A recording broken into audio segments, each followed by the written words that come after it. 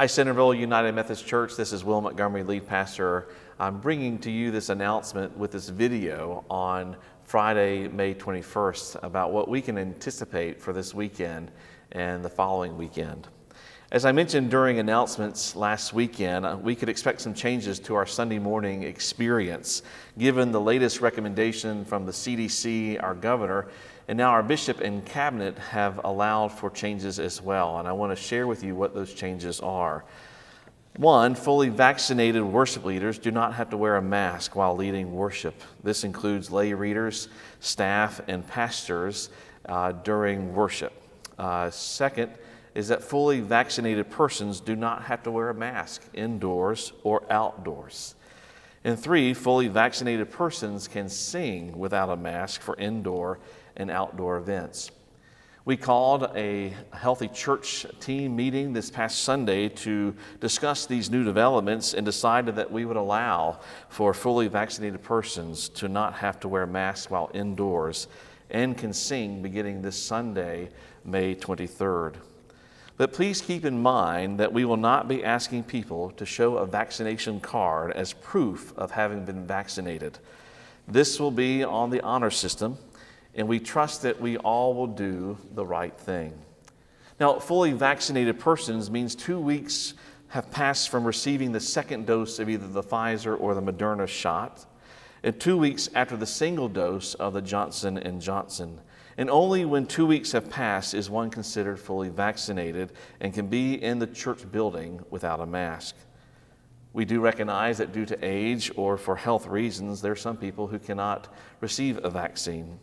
And we want you to know that all are welcome to worship, and we are all asked to abide by the rules that are in place. Please know that if you are fully vaccinated, you are free to keep your mask on the whole time. You don't have to take it off just because we allow it. In fact, our conference still recommends mask use for indoors. For now, I will wear my mask when I'm in closer contact with people, except for when I am leading worship. Even for those who are fully vaccinated, we want you to be as vigilant as before when it comes to acknowledging the healthy acknowledgement form, that those questions that we ask of people when you come in each time, and that we all have to agree each time we come into the church building. The recent changes are only about fully vaccinated persons not having to wear a mask. All who have not received the vaccine or not yet fully vaccinated still need to wear a mask for both indoor events and outdoor events. The 6 foot of separation still is in place until further notice. This means that the seating capacity in the sanctuary is still limited, which is one of the reasons why we ask people to sign up ahead of time through the e-news or going to the church website. In the event we have reached the capacity, we can allow for overflow in the narthex. At this point, the largest attended service we've had is 57, but with the changes, the potential is that more may want to come into worship, and so we do encourage people to register in advance. Now, these changes may mean that some who were considering coming to in-person worship may be now reluctant to do so because there will be people who will be unmasked. While others might say, now is the time I want to come back into worship because I don't have to wear a mask. We recognize that we all have different levels of comfort. We've been worshiping differently now for 15 months, and up until last week, we've had to wear a mask for everything we've done. Some are more than ready for this change, while others may appreciate the opportunities not to have to wear one, but still will choose to do so. I hope and trust that we will honor each other's comfort level and respect each other's decisions. And even if you are vaccinated, you still may want to at least have a mask on your person as you come in the event that we may need to wear them. I want to let you know we will continue to keep safety measures in place with the social distancing, with the healthy acknowledgement form, and maintaining good ventilation. So you know as you come into worship, the sliding windows between the narthex and the sanctuary, all those windows are wide open, and as well as the 6 doors going into the narthex, they are propped open as well for ventilation. The exit doors behind the choir loft and the exit door to the courtyard, they are not fully open, but they are open enough to allow, again, for cross ventilation as well. The HVAC system, both in the narthex and in the sanctuary, will be set onto on, so the fan is blowing the entire time that we are in those rooms. In addition to these safety measures, we will not allow anyone in the congregation to sit within 25 feet of the pulpit and lectern. And when we do sing, we are invited to sing not with vigor, though we might want to sing with great vigor because we're getting back into singing now, but we are still invited to sing softly. We will also only have a hymn at the beginning of the service and at the end.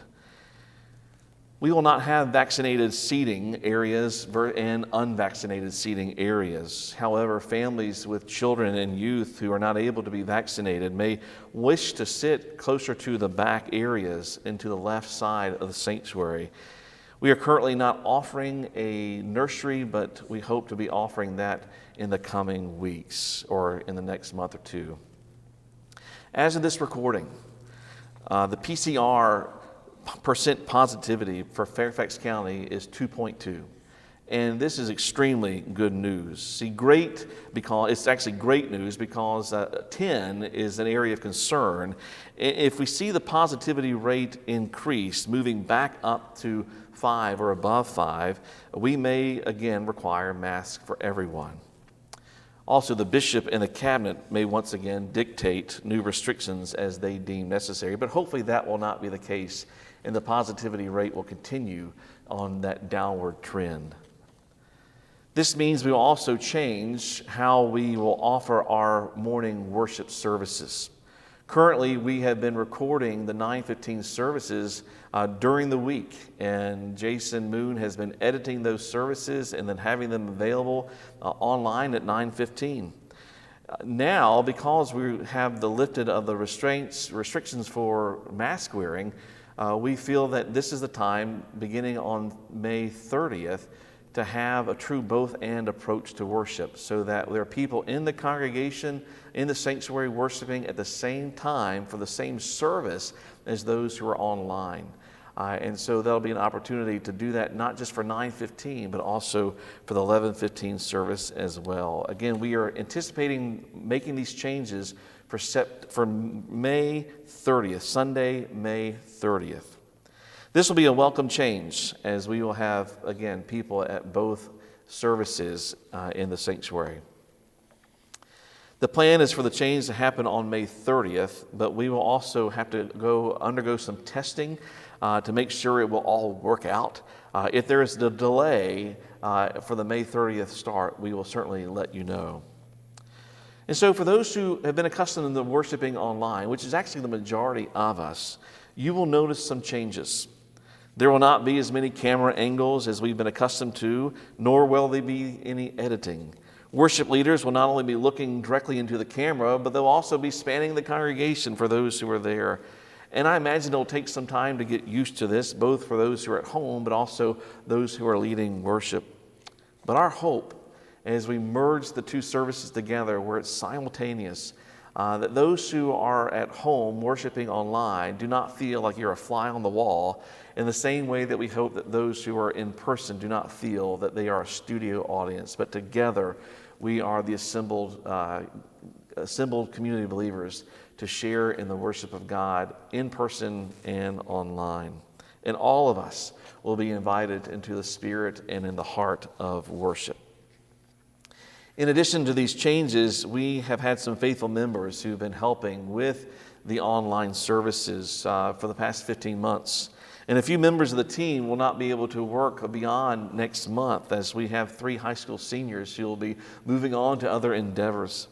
In order for this ministry to continue, the online offering, we do need more people to come forward and to help volunteer, to be trained by Jason Moon with this endeavor. And so I invite you to contact Jason Moon if you are interested in helping, especially for the online worship experience.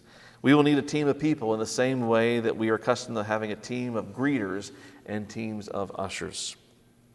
So the change for fully vaccinated persons not having to wear a mask begins on Sunday, May 23rd, Next Sunday, May 30th, we move to offering online for both 9:15 and 11:15 while having people present in the sanctuary.